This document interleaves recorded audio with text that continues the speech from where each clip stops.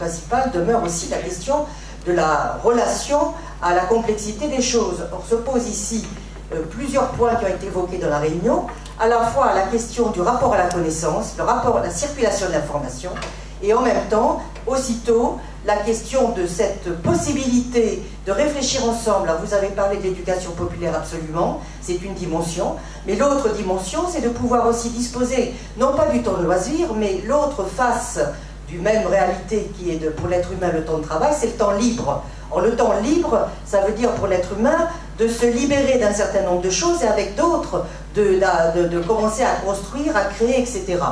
Donc là, la question du rapport à la connaissance est absolument indispensable. Et il n'y a pas si longtemps, y compris dans un parti bien connu ici, le Parti communiste, dans ses aspects les plus progressifs d'une époque, parlait de la manière de réaliser pour un être humain à la fois le temps de travail, mais la formation dans le temps de vie, l'obligation de la formation rémunérée, prise en compte, etc. Donc il y a beaucoup de choses aussi à réfléchir de ce côté-là. Bon, pour la question, qu'est-ce que je veux dire vous avez parlé évidemment du plan, d'un plan meilleur, d'un plan qui serait prospectif, etc. Et je trouve extrêmement intéressant la première intervention qui pointait le gouffre, entre guillemets, entre les décideurs et puis, bon, on va dire, ceux qui construisent intellectuellement un certain nombre de positions, de problématiques, etc. Mais le gouffre, il ne peut se combler que si effectivement c'est les citoyens ensemble qui peuvent marcher ensemble, apprendre, échanger, connaître, et aussi sur des expériences très concrètes, très limitées sur leur propre terrain. Or, je reviens à la notion de plan. Pour qu'il y ait effectivement de véritables transformations, parce que sortie de crise, c'est pas simplement aller un peu mieux, c'est que passer à une transformation d'une autre société qui va appeler à s'informer autrement, produire autrement. Or, les expériences concrètes sur une situation limitée, ne serait-ce qu'en parlant, alors pour les choses les plus connues, Notre-Dame-des-Landes, on s'aperçoit que agriculteurs, habitants des villes, jeunes, etc., font des expériences et des propositions extrêmement utiles et apprennent ensemble à gérer autrement une situation de crise, apprennent ensemble à faire des propositions, et on s'aperçoit qu'autour d'eux, eh bien, des choses se réfléchissent aussi.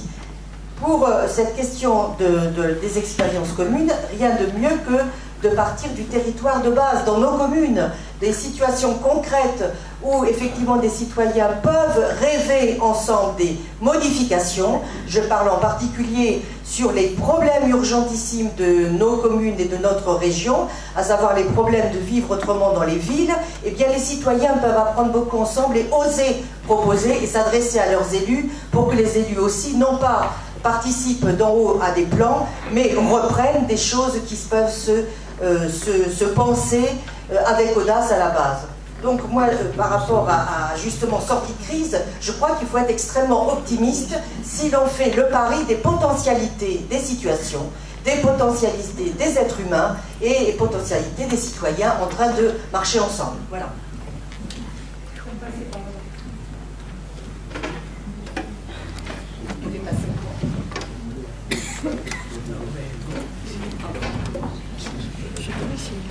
Allô, allô? Vous m'entendez? Bonsoir. Vous parlez de médias et le fait qu'il y a un seul discours possible dans les médias. Est-ce que vous avez des idées comment on peut combattre ça? Parce que bon, tout ce que vous dites est très sensé, mais comme a dit M. Chirac, notre cher ancien président de la République, qui, avant de le pratiquer lui-même, c'était la pensée unique. Et comme tout le monde dit, il n'y a pas d'alternative. Donc c'est un premier point. J'ai fait une petite expérience personnelle de ça, parce que je travaille pour une société qui a une charmante fiction qui s'appelle le salariat actionnaire, où on achète des actions soi-disant dans la société, et qui nous donne droit à une réunion annuelle générale avec un pot et tout ça, et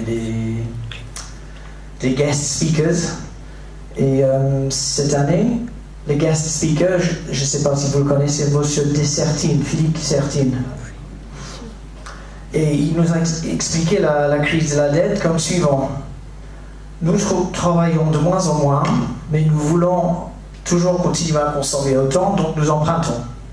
Donc c'est nous, les consommateurs feignants, qui sommes les fauteurs de la crise. Voilà, c'est intéressant. Hein? J'espère que vous vous sentez tous coupables, hein, parce que moi je suis couvert de culpabilité. Voilà, c'était mon point.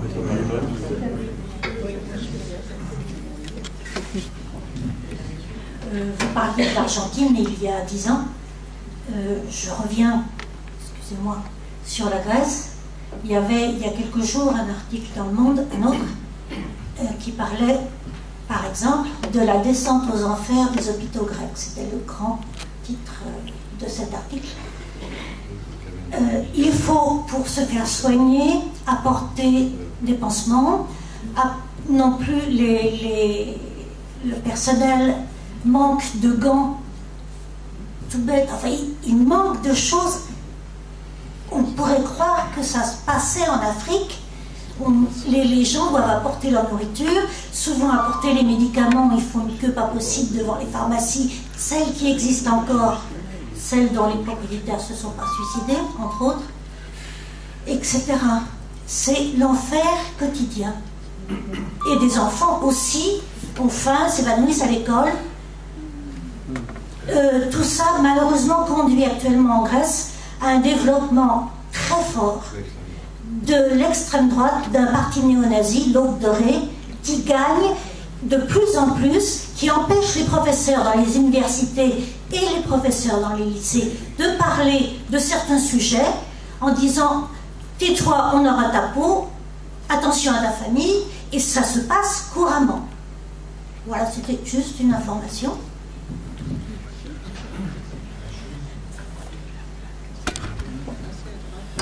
Une dernière question.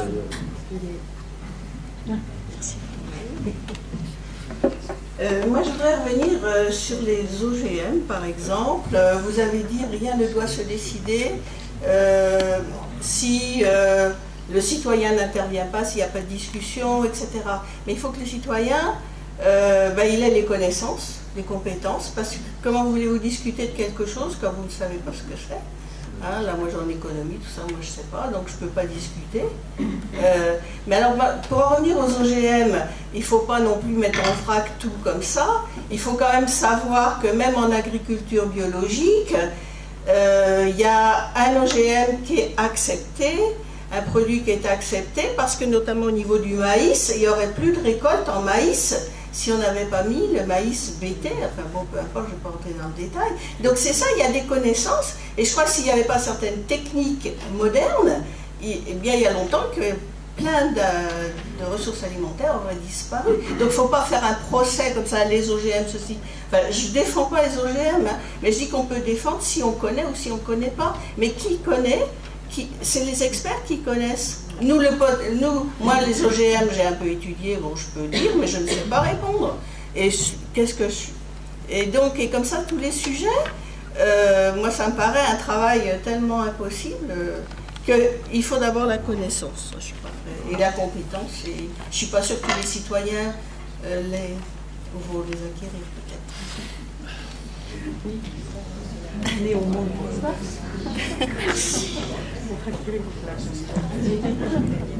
Allez, si monsieur le Président répondre à toutes ces questions. Non, mais en fait, je ne vais pas répondre à toutes les questions, parce qu'il y a eu des interventions avec lesquelles je suis entièrement d'accord. Dans votre intervention sur le travail, vous avez tout à fait raison de dire qu'il y a un manque de réflexion sur la nature du travail et la manière dont on le perçoit aujourd'hui. Cette opposition entre le travail rémunéré et non rémunéré, quelquefois critiquable. Je pense que c'est aussi lié au développement du salariat. C'est-à-dire quand vous regardez les sociétés pré-salariales, eh bien vous aviez probablement une conception du travail assez différente. Mais maintenant que le salariat est là, le travail rémunéré, le statut du travail rémunéré a pris une importance extrêmement grande. Je cherche à comprendre d'où ça vient. Hein. Et que c'est vrai qu'aujourd'hui, il faut un peu déconstruire un peu les conceptions, les catégories actuelles, surtout dans une société où, comme ça a été dit tout à l'heure, où il y a une marchandisation, c'est-à-dire du travail, et du coup une dévalorisation du travail non rémunéré. Il y a beaucoup de femmes dans la salle qui savent très bien que le travail à la maison, par exemple, est absolument pas considéré dans la société et quelquefois même dans la famille. Et donc c'est un exemple parmi tant d'autres. Il y a d'autres sociétés, des études anthropologiques le montrent, hein, qui ont existé ailleurs ou avant nous, où on s'aperçoit que tout ce qui est don, tout ce qui est bénévolat est extrêmement valorisé, hein, par la société, ce qui est beaucoup moins le cas aujourd'hui. Donc je pense que, justement, si on a une réduction importante du temps de travail, peut-être qu'on peut penser que ça va redonner de l'importance à la capacité des agents, à des gens, vous et moi, à devenir bénévoles, à consacrer une partie de leur temps en dehors du travail rémunéré. Donc je suis complètement d'accord avec ce que vous avez dit, et vous avez raison de dire qu'il y a un besoin de réflexion. D'ailleurs, en parenthèse, je ne sais pas si l'université populaire vous l'avez fait ici, mais une réflexion sur le travail, aujourd'hui, c'est vraiment un sujet. Oui, peut-être que je dépasse mes droits en disant ça, mais je pense que vous devriez faire ça. Il y a à la fois des anthropologues, des sociologues, des historiens, etc., qui mettent en perspective le travail et qui font vraiment réfléchir sur ce que c'est que le travail aujourd'hui et ce qu'il a été dans le passé, dans d'autres sociétés, dans d'autres périodes. Et ça nous fait du bien d'y réfléchir. Je suis donc complètement d'accord avec l'intervention à ce sujet-là. Alors oui, aujourd'hui on est victime, ça a été dit aussi, de la marchandisation, tu l'as dit, du consumérisme, etc. Aujourd'hui, pourquoi est-ce que les gens veulent travailler plus, par exemple ceux qui ont la chance d'avoir un emploi, et donc ne pas partager leur travail? C'est parce qu'ils veulent toujours consommer plus, dépenser plus, et souvent des objets qui ne sont pas nécessairement utiles. Regardez la débauche de tous ces produits électroniques qui sortent en rafale, toujours nouveaux, les téléphones portables qui se démodent très rapidement, enfin qu'on nous fait croire qu'ils se démodent, etc. Il y a une course permanente à la consommation qui est insupportable. Et malheureusement, les jeunes aujourd'hui, une partie des jeunes tombent un peu quelquefois dans ce travers-là, pas tous, hein, et du coup, il y a vraiment besoin d'une réflexion pour prendre du recul. Est-ce qu'on a vraiment besoin de ces objets pour vivre? Est-ce qu'on n'a pas d'autres sources de satisfaction personnelle et collective en dehors de la consommation d'objets? Donc je crois que ça aussi c'est important et peut-être que ça commence dans les familles, à l'école, etc., d'avoir des réflexions sur ce type de choses, mais évidemment ça serait très mal vu si on commençait à discuter de ça par certains milieux économiques, hein, qui ne comprendraient pas qu'on commence à critiquer la consommation, etc., etc. Alors, tout à fait d'accord aussi avec l'idée que les résistances sociales, c'est aussi un peu ce que j'ai essayé d'expliquer, hein, les résistances sociales sont extrêmement importantes dans les pays comme la Grèce, par exemple, pour construire un rapport de force et pour obliger ceux qui gouvernent, et au-delà on pense évidemment à la Grèce, que vous avez mentionné, madame, hein, la Grèce, mais qui est non seulement victime de son système politique local, mais aussi, et très largement, de l'extérieur, de la pression extérieure, que ce soit les autorités européennes, les pays européens ou le Fonds monétaire international. Donc c'est clair que là, il y a vraiment la question des résistances sociales est fondamentale. On ne sortira pas de la crise par le haut, en termes non seulement de matériel, mais aussi en termes démocratiques, hein, sans qu'il y ait, à un moment donné, un rapport de force qui se crée grâce à des résistances sociales fortes, c'est certain. La démocratie, et comme tous les droits fondamentaux, ça a toujours été conquis par des rapports de force, par rapport aux dominants. Et aujourd'hui, les dominants, notamment les dominants par la finance, ce sont eux qu'il faut combattre pour retrouver justement cette liberté, cette démocratie. C'est absolument fondamental. Alors, bien sûr, tu parlais de la dette. J'ai parlé surtout de la fiscalité parce que je me suis intéressé aux expériences fiscales du CNR et aussi de Roosevelt. Mais c'est vrai qu'il faut parler des intérêts de la dette et de la manière dont les États se financent aujourd'hui. Il y a quelque chose de scandaleux, par exemple, aujourd'hui, en Europe, c'est que la BCE prête sans condition aux banques à des taux d'intérêt extrêmement bas, alors que quand elle prête aux États, et encore elle le fait beaucoup moins que dans d'autres pays, dans d'autres régions, elle le fait toujours avec des conditions. Je vous prête si vous réduisez, par exemple, vos dépenses publiques. D'accord ?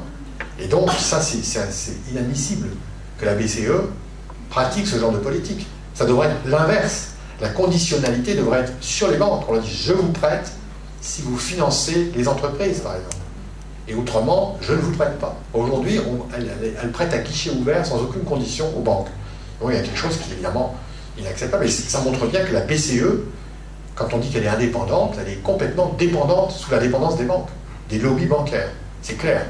Et M. Draghi, comme vous savez, est un ancien, le président de la BCE, un ancien de Goldman Sachs. Donc je crois que là-dessus, les choses sont très claires. Hein. Il n'y a pas d'hésitation. Alors, j'ai bien aimé votre intervention optimiste. Parce qu'en effet, la crise nous oblige à repenser les choses et à nous remettre en cause et à repenser d'autres façons de vivre et aussi de nous relier entre nous. Je pense qu'il n'y a jamais autant de solidarité, en particulier, que dans les périodes difficiles, dans les périodes de crise. Regardez ce qui s'est passé pendant la guerre hein, en France, regardez ce qui se passe aujourd'hui. Je pense que dans d'autres régions du monde, hein, mais aussi en Europe, il y a des solidarités qui se construisent. Il y a les gens se mettent à penser, à prendre du recul par rapport à leur vie grâce à la crise. Et en même temps, le problème, c'est qu'il y a aussi, la crise peut être une forme d'aliénation. Donc vous voyez, c'est ambivalent. C'est-à-dire qu'il y a quand même des gens qui souffrent tellement de la crise, ceux qui sont dans la grande pauvreté par exemple, que pour eux c'est extrêmement difficile d'avoir le recul, parce que d'abord il faut qu'ils survivent. Et quand on se bat pour survivre, on a du mal à penser, ou en tout cas à repenser. Et donc il y a toute une frange de la population qui est quand même aliénée malheureusement par la crise. Et c'est ces gens-là qu'il faut aider en priorité pour qu'ils redeviennent dignes, qu'ils retrouvent leur capacité à vivre normalement, à penser, etc. Et je pense que c'est ça le problème de la lutte contre la pauvreté, par exemple, de tous ces jeunes qui sont en particulier dans la pauvreté. Alors, oui, il y a eu une intervention sur les médias. C'est vrai que les médias ont un discours qui est le discours, vous savez, de Mme Thatcher, Tina, there is no alternative. Je crois que c'est ça qu'aujourd'hui on nous serine en permanence. There is no alternative. Il n'y a pas d'alternative. Il y a une pensée unique, et il n'y a que celle-là qui compte, et il y a celle-là qui est valable. Et nous, on attaque, mais nous ne sommes pas les seuls. Mais moi, en tant qu'intellectuel, je pense que mon devoir est justement de montrer que ce n'est pas vrai, qu'il y a des alternatives, qu'il y a une autre façon de penser, et que notre travail, c'est de déconstruire en permanence le discours dominant. Malheureusement, comme vous pouvez l'imaginer, on est très peu présent dans les médias, on ne nous écoute pas. Ceux que vous écoutez à longueur de journée, c'est des gens qui passent leur temps à dire qu'il n'y avait pas d'autre solution. Par exemple, il y a un économiste, allez, je vais le nommer parce qu'il s'appelle Eli Cohen. Eh bien, lui, c'est voilà, le symbole même de ce monsieur de There is no alternative.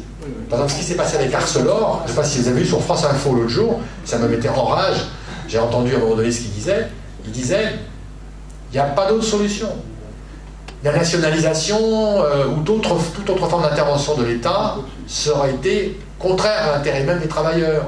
C'est-à-dire que there is no alternative. Et tous ces gens-là, c'est eux qu'on voit en permanence dans les médias, la télévision, etc. Et d'autant plus que comme ils font un discours qui est agréable à entendre à ceux qui dominent, évidemment, on les invite très souvent. Donc c'est vraiment c'est un problème. Et c'est pour ça que nous avons ces devoirs, nous, les uns et les autres, à d'expliquer, déconstruire, etc. Et c'est là, madame, que je voudrais vous dire que je ne suis pas tout à fait d'accord sur l'histoire de la compétence. Je crois que vous vous sous-estimez, si vous permettez que je vous dise cela.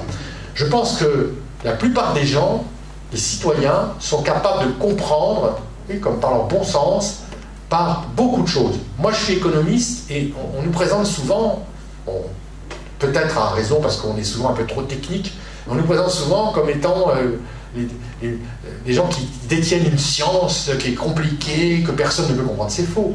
C'est le raisonnement économique de base, c'est un raisonnement de bon sens. D'ailleurs, dans le mot économie, tout le monde sait ce que c'est que faire des économies, économiser, etc. C'est basé sur des tas de notions tout à fait simples à comprendre. Et justement, attention de ne pas nous faire victimiser ou de nous faire convaincre que nous sommes incompétents et que donc il faut laisser aux experts le pouvoir. Mais justement, c'est ça qui est dangereux pour la démocratie. Vous voyez ce que je veux dire? Donc, non, mais je sais que vous n'alliez pas jusqu'à dire ça. Mais je crois qu'il faut que nous soyons convaincus qu'on est capable, d'abord qu'on a tous des compétences, et qu'on est capable de comprendre des problèmes du moment dans la société, y compris les problèmes économiques, et que l'objectif, c'est d'une réunion comme ce soir, je crois, d'échanger entre nous, c'est de discuter, de nous critiquer mutuellement pour essayer de comprendre mieux la situation et éventuellement sortir en disant bon ben ça y est, maintenant je vais être capable de discuter avec mon voisin, avec mon frère, avec mon collègue de travail et l'aider aussi lui-même à comprendre ce qui se passe. Donc c'est ça qu'on appelle l'éducation populaire, hein, c'est de montrer aux gens qu'ils sont capables de comprendre et de s'approprier des connaissances éventuellement nouvelles. C'est très facile. Et en plus, c'est passionnant. C'est intéressant de comprendre ce qui se passe autour de soi. Et je crois que c'est une forme d'émancipation dont nous avons besoin. Donc, je ne vous partagerai pas votre pessimisme, si vous permettez, à ce sujet. Hein. Je crois que la plupart des gens sont capables de comprendre ce qui se passe, pour autant qu'ils discutent, qu'ils écoutent, voyez. Voilà. Il y a un minimum de connaissances de base. Si on les a pas... Bien sûr, là, j'ai entendu... Mais vous pouvez les acquérir très facilement. J'ai entendu plein de choses que je ne savais pas, évidemment, mais je ne peux pas tout savoir partout. Non, mais bien sûr, attendez, moi aussi, je ne suis pas un spécialiste des OGM, etc. Mais quand même, c'est l'exemple que vous avez pris. Hein. Je pense que vous sous-estimez au sens où vous êtes capable de comprendre, nous sommes capables de comprendre beaucoup de choses qui ne sont pas dans le domaine de compétences premièrement. Quand je suis économiste, je pense que je suis capable de comprendre des notions d'agriculture ou des notions environnementales, etc. De même pour vous, vous n'êtes pas économiste, mais vous êtes capable de comprendre certainement des choses, des raisonnements et des analyses. Et vous avez de l'intuition. Vous savez, l'intelligence, c'est pas uniquement d'apprendre des choses, c'est aussi l'intuition, le bon sens. Donc je pense qu'il ne faut pas croire ça parce que, si vous permettez que je vous dise ça, c'est un peu dangereux.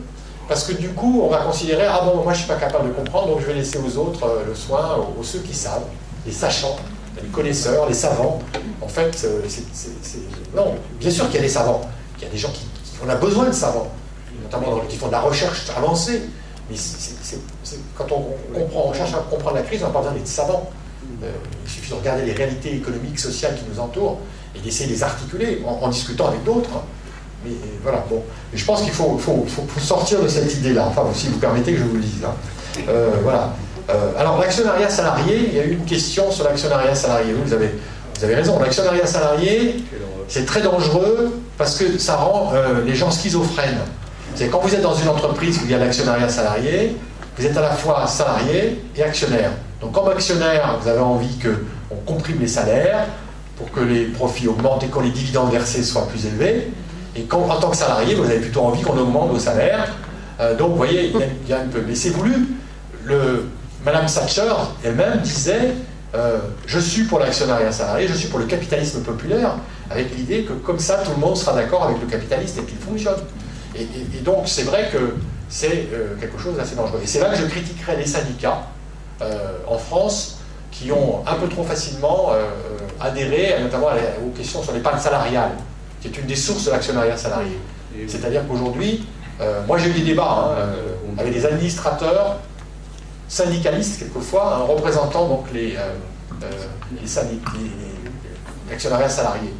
Je trouve qu'ils ne voient pas assez les contradictions, dans lesquelles on essaie de nous enfermer et qui font qu'après, on est un peu piégé par le système, quoi. Donc voilà. Et pourquoi l'épargne salariale c'est un piège, hein? C'est parce que l'entreprise, au lieu de vous verser un salaire, et donc des hausses de salaire notamment, elle va vous verser de l'argent qui va revenir dans ses caisses sous forme d'actions, de fonds propres, etc. Parce que cet argent va être investi en partie seulement, mais en partie quand même, dans le capital de l'entreprise. Donc c'est tout bonus pour l'entreprise et pour les capitalistes. Donc attention, il faut être vigilant sur cette question d'épargne salariale. Non, mais je crois que c'était ce que vous disiez vous-même tout à l'heure. Voilà. Bon, est-ce que j'ai répondu à peu près à toutes les questions? Non. Est-ce qu'il y a un truc important qui a été oublié? Il n'a pas répondu à moi. Ah, monsieur. Les questions, c'est terminé. Hein. Mais c'était pas des questions, c'était plutôt des affirmations.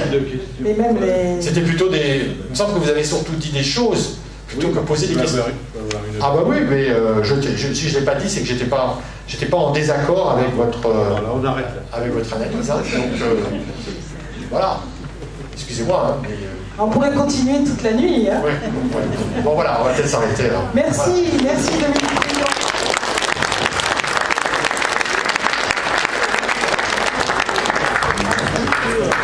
Là, je crois qu'on a de quoi réfléchir pour des jours et des jours.